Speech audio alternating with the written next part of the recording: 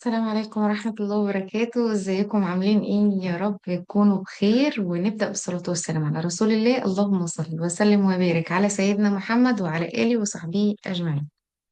آه الصورة اللي ورايا دي يا جماعة، صورة ستات كتير بتشتغل وفي أكتر منهم كمان بيشتغلوا معايا. الستات دي ما شاء الله تبارك الله اللهم بارك، يعني ستات شاطرة، ستات جدعة، ستات يعني نشيطة جدا. شغالين على نفسهم، من أول دقيقة، من أول ثانية، ما شاء الله تبارك الله. معاهم رئيس مجلس الإدارة آه، لشركة لاستر، الأستاذة مروة حسن، دكتورة نهاد، مدام نجلاء، أستاذة رانيا، مدام إيمان، مش عايزة أنسى حد. ما شاء الله مدام سحر، كل الناس كل الناس. ده كان ايفنت من الايفنتات. انا بس عايزه اتكلم النهارده عن لو انت عايزه تشتغلي من بيتك، ما تتردديش. الشغل سهل جدا، الشغل بسيط. زي الناس دي ما اشتغلت وقدرت ان هي تحقق نفسها وتحقق ذاتها، ان شاء الله انت كمان هتقدري تحققي نفسك وتحققي ذاتك. تمام. ان شاء الله هنبدأ مع بعض واحدة واحدة. انا سجلت فيديوهات كتيرة، بس احنا عايزين يعني نلتزم كده، ونشتغل بالراحة ونعرف إيه هي المبادئ اللي احنا بنتعلمها اصلا عشان نقدر نشتغل بيها في التسويق لشركة لاستر. انا بتكلم يا جماعة عن التسويق لشركة لاستر مثل اي شركة تانية. والسيدات دي شغالة معايا في تيم بنت لاستر. أنا دعاء رمضان، وكيل دولي في الإمارات. والتيم ده جزء من تيم كبير. بنشتغل ازاي يا جماعة؟ بدأنا ازاي؟ بنعمل ايه اصلا؟ احنا شغالين ايه وايه اللي احنا بنعمله؟ بدأنا ان انا عن نفسي كان عندي اصابة بالصراصير، فكنت بدور على مبيد يقضي على الصراصير نهائيا من غير ريحة ومن غير ضرر. وفعلا انبهرت بالنتيجة، واول ما اشتغلت معاهم في الشركة حسيت ان انا لازم اقول للناس كلها. يعني حسيت ان في رسالة انا عايزة اقدمها، ان انا اخلي الناس كلها تتخلص من الصراصير بأي طريقة. علشان ده بيبقى سبب مزعج جدا في البيت، والست بتحس ان هي مش نظيفة، وان هي مش مأدية على اكمل وجه. تمام تمام. من هنا بقى بدأت الفكرة وبدأت الرسالة ان انا اشتغل على المنتج، وان انا ابدأ اعمل اعلانات. ما كنتش اعرف حاجة في السوشيال ميديا على فكرة يا جماعة، كنت بس بشتغل كده في الشركات اللي هي العادية، اللي هي زي مثلا ماي واي اوريفلام ايفون الحاجات دي. آه، ب- يعني اعلن زي اخد من الشركه كابي وبيست وايه واشتغل وخلاص. ما كنتش بعرف مثلا اكتب محتوى، اعمل حاجه. كنت بعمل ايه؟ كنت ببص على الناس. ما كانش يعني كانت الشركه لسه في البدايه، فما كانش حد مثلا يعرف حد ولا حاجه. بص اشوف بيعملوا ايه واعمل زيهم.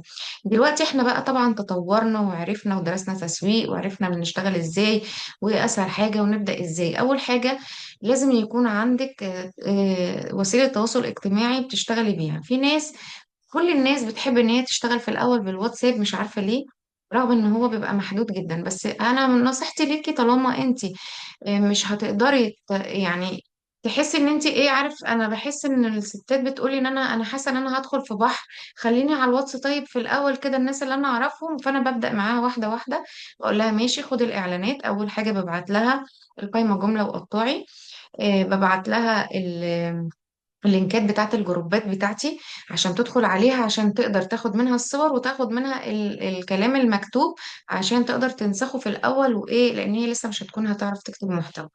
فبتبتدي ان هي تنزل الصورة والاسم والحاجة والكلام والمحتوى وتشتغل عليه. دي اول حاجة. فطب لو حد بدأ على الفيسبوك، نفس القصة ونفس النظام بالظبط.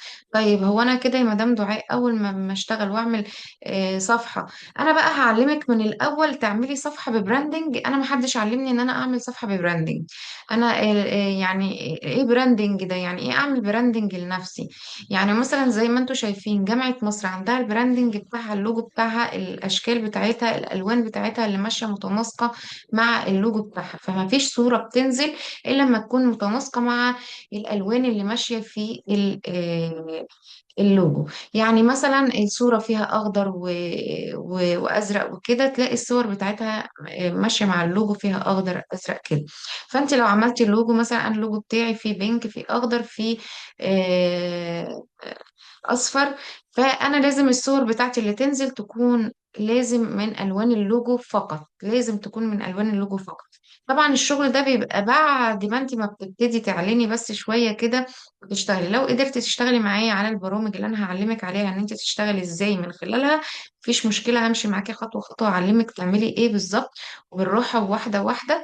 وهنبقى متابعين بقى، ولازم تقري من القايمه.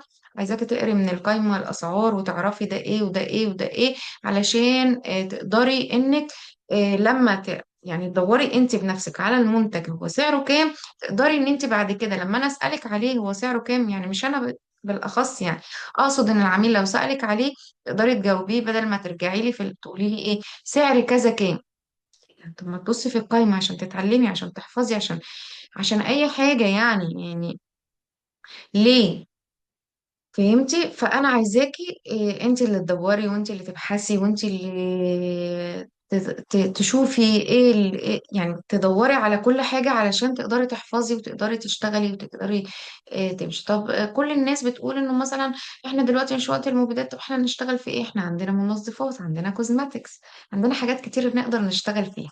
تمام. تمام.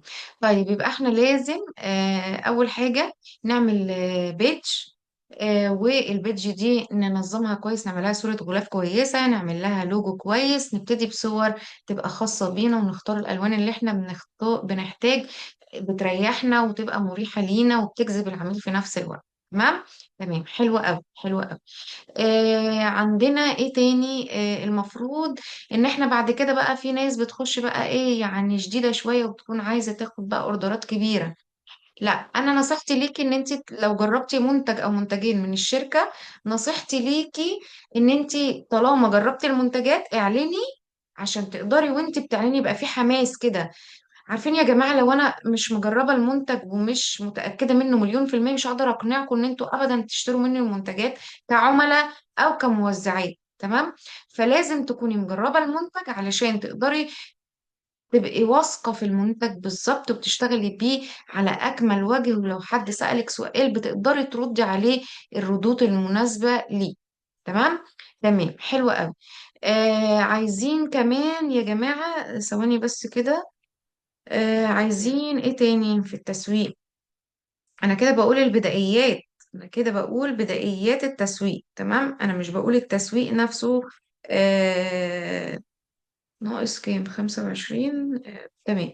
أنا كده بقول بدائيات التسويق، مش بقول التسويق أنا هدخل بقى في الغميق أو العميق زي ما بيقولوا، وهشتغل بقى تسويق بقى.